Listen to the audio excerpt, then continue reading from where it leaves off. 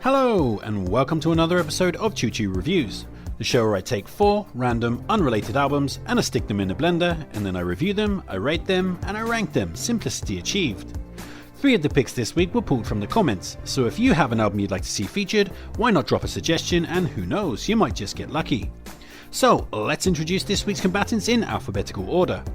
Firstly, we have Cold War Classics Volume 2 by Alabama 3 from 2023, which was nominated by Tailtube. Next we have World Shut Your Mouth by Julian from 1984, which was nominated by Steve. Then we have A Matter of Time by Shed7 from 2024, which is my own personal pick for inclusion. And lastly we have The Undertones by The Undertones from 1979, which was nominated by Gibbon56. So, now the battle lines have been drawn, let's be complete rankers and rank up a storm. This is Chuchu Reviews.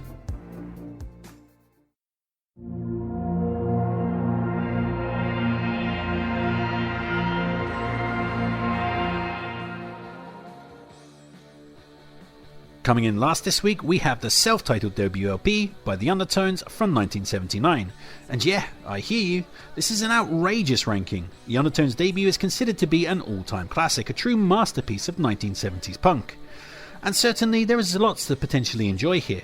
The album is energetic and youthful, it has a crystal clear production that gives the tunes an immediate pop sheen and a radio-friendly vibe. At 16 tracks and only 34 minutes, it's also a record that absolutely screams by without ever really dipping in the quality department. It even houses the seminal punk hit via the lacerating, iconic guitar riffage of Teenage Kicks. So why Chuchu? Why is it in last place? Well, to quote a favourite artist of mine, simply, it says nothing to me about my life. I didn't grow up in the 70s, so I have no nostalgia for the Undertones.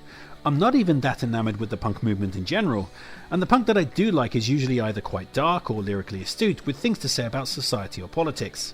And that's just not what the Undertones are. Their songs are all about teenage life and girls and other such vacuous things. There's nothing on this record that really speaks to me other than its shiny, surface level catchiness.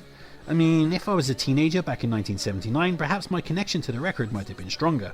Still though, I don't dislike this album. As I said, it's slick and it's catchy and fast paced. Other high spots aside from the obvious ubiquitous thrill of Teenage Kicks includes Gotta Getter, which is tickled by some nice keys that breathe a little extra something into the track. Wrong Way has a fun, slightly off-kilter Sparks type melody to it that I enjoy, while True Confessions gets a whim with its rolling drums and subtle synths that nicely change up the tone. But still though, sometimes those lyrics really do suck. Girls Don't Like It is as catchy as ever, but the lyrics really do raise an eyebrow. Leading us on. Telling us no, making us stop instead of letting us go.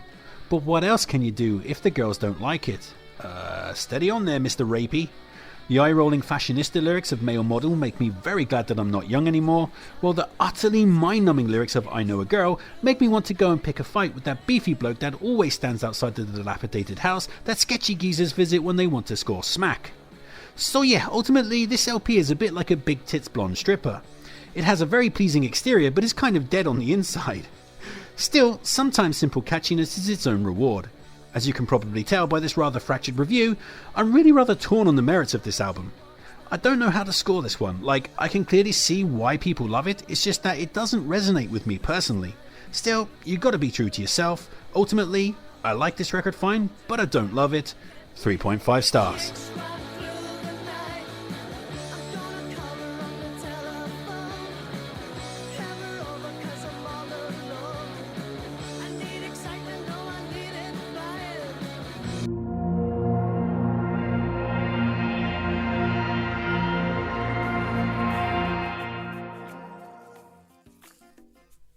Next up we have Cold War Classics Volume 2 by Alabama 3, which was the band's 14th LP from 2023.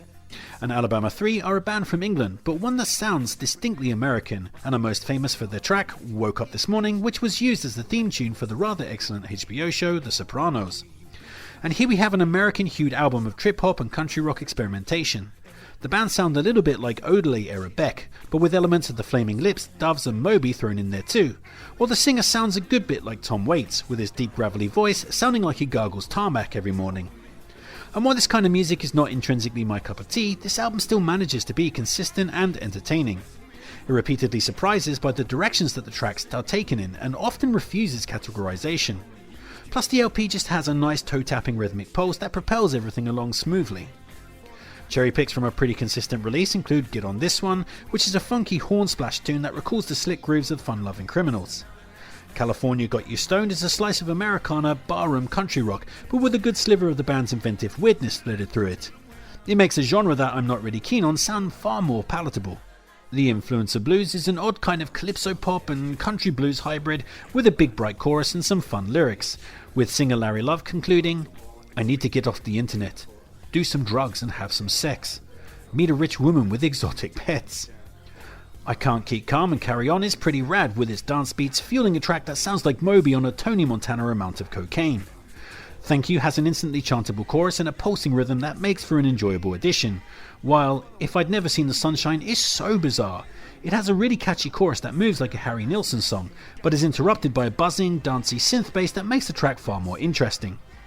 As for negatives, well, there isn't really a bad song here, but a couple such as The Girl with Lampedusa in Her Eyes, North Korea, and the closer, The Road Goes On Forever, also don't really stand out as highlights either, they're just kinda there. But yeah, a couple of invisible tunes do nothing to harm the overall dancey and propulsive atmosphere that the album builds up over its runtime. This is a pretty fun and unique LP, and it made for a nice palate cleanser away from the kinds of stuff that I usually listen to. 4 stars.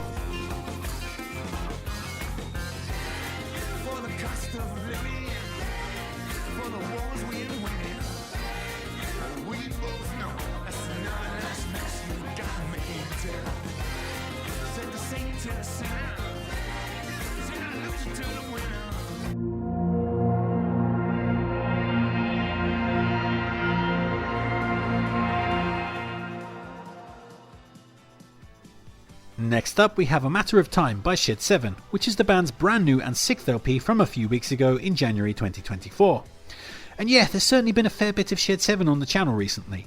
One might think I was a hardcore fan of the band or something, but actually that's not the case. I just like Shed 7 a good bit. It's only coincidence that has somehow seen them infest the channel recently like pissheads at a Yeovil Town or Wayne game. Still, massive congrats to the band, as A Matter of Time has been an unexpected success for Shed 7, seeing them briefly atop the UK albums chart once again. And it couldn't happen to a more deserving bunch of guys in my opinion, as the band is perpetually underrated. And what we have here is a fine album of catchy Britpop. The youthful exuberance of the band's earlier work may have dissipated, but there's still an incredibly robust level of quality going on here. This is the sound of a band wearing a well-worn pair of shoes, but wearing them with a confident maturity and enough charm that they still sound pleasingly nostalgic. And of course, the band's knack for crafting a gigantic chorus remains, despite the vagaries of age. High spots includes the Whiplash opener, Let's Go, which is a hectic, barnstorming bit of pop rock. In fact, it's hard to think of another Shed 7 song that rockets along at this speed. Cocaine is not just for the young, eh lads? Kissing California has a good stomping beat and some ear-catching choral vocals that bring an upbeat sparkle to the tune. Talk of the Town has that instant catchiness that you want from the Sheds, its chorus immediately settling on a comfy beanbag in the back of your head. In Ecstasy seems some experimentation with synth bass and dramatic new wave style soundscapes, proving that the band can still add new arrows to the quiver if they can be bothered. FHK is a cool slice of 1970s swamp rock that works surprisingly well with its hazy walls of gnarled guitar, while Starlings is a nicely emotive ballad with an epic 1980s alt-rock tinge. It doesn't sound too far away from a decent Depeche Mode track. As for complaints, there's less to gripe about than one might suspect. Ring the Changes is an obligatory Britpop style filler that is wholly unnecessary. The guesting Pete Doherty does absolutely nothing of note and may as well not even be on the record. While Let's Go Dancing aims to be an epic ballad, but it's too overwrought for my taste and I don't find the melody to be particularly appealing either. But yeah, at this point in their career, I'm not really sure you can ask more from Shed 7 than what they're giving you here. This is a very solid late period LP that still has an immediate appeal lurking within its reels. Shed 7 are not quite out for the count just yet. 4 stars.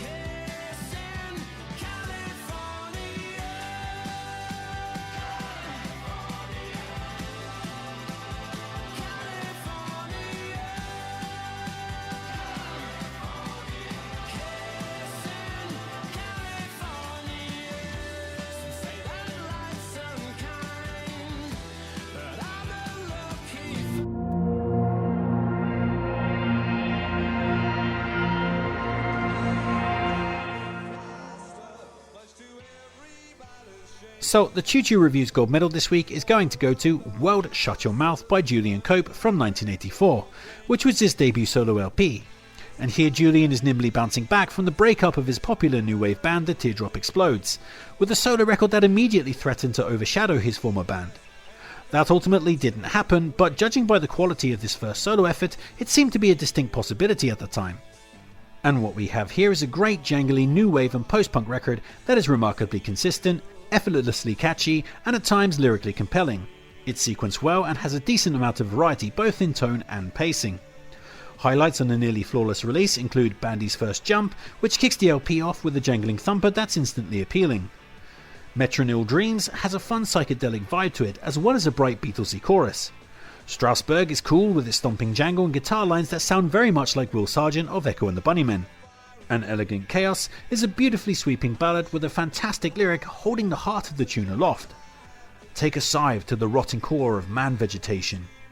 Now I sigh at the cool attitude of ignorance. Colby Kilber's Birthday takes Cope back to post-punk with an almost pornography-style gothic brooder that sounds like it probably made the contemporary band White Lies cream in their knickers. I also love that lyric. My life is a delicate balance. The distance between Town A and Town B. Speaking of post-punk, Head Hang Low is a slice of dour synth-driven melancholia that really reminds me of All Cats Are Grey by The Cure. The Greatness and Perfection of Love is a wonderfully spangly jangle pop tune that bounces with an instant catchiness, while Closer, Lunatic and Fire Pistol is a great stripped-back synth ballad with an excellent anti-war lyric. In English Town, my sweetheart weeps, and how I would prefer to be counting sheep than fighting in the war. But safe in this uniform, in no other way cast out and destitute, ridden once with violence, now I decay. That's cool. So yeah, aside from the off-kilter jazz-inflected pussy face, insert your mum joke here, which I don't particularly like all that much, Wild Shut Your Mouth is an absolutely rollicking jangle pop record and it comes highly recommended. 5 stars.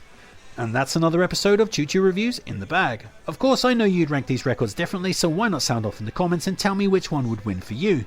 And maybe drop a nomination while you're there too. Don't forget to like, share, subscribe and all that other kind of YouTube jazz. Make sure to take care of yourself, but most importantly, just keep on ranking.